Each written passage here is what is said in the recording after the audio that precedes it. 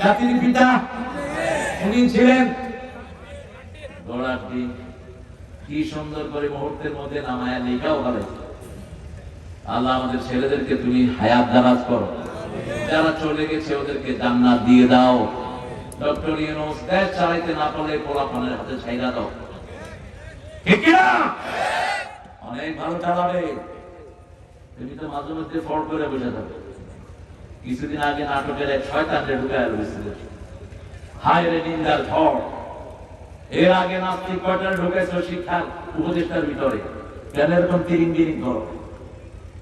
তাড়াতাড়ি করে একটা সুন্দর গুছিয়ে দিয়ে একটা সুন্দর ফেয়ার ইলেকশনের ব্যবস্থা করো, ঠিক না? ঠিক।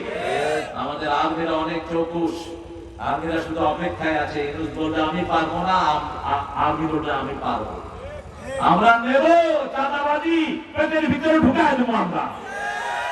কোন চাঁদাবাজ যেন সমাজে আবার নতুন করে সৃষ্টি না হয়।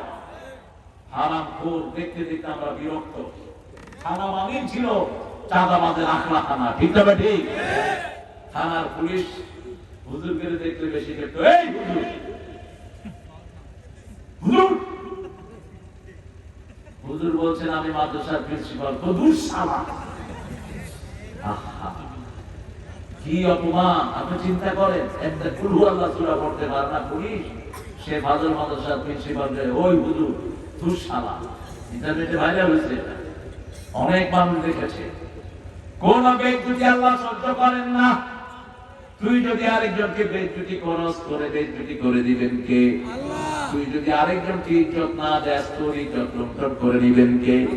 আর তুমি যদি আরেকজনকে সম্মান দাও, তোমার সম্মান দিবেন কে? রাসূলের দিকে তাকিয়ে দেখেন, মসজিদ নববী থেকে বেরিয়ে হাঁটছেন, হঠাৎ করে দেখেন বৃদ্ধ একটা পানি তুলছে। রাসূল চলে গেলেন, বাবাজি সরেন, আমি পানি তুলে দেই। বৃদ্ধ বলছেন আমার কাছে দেওয়ার মতো কোনো পয়সা নাই। রাসূল বললেন ইন আজরিয়া ইল্লা আল্লাহ, আমি যা চাই কার কাছে? আল্লাহর কাছে। পানি তুললেন, লোকটাকে বললেন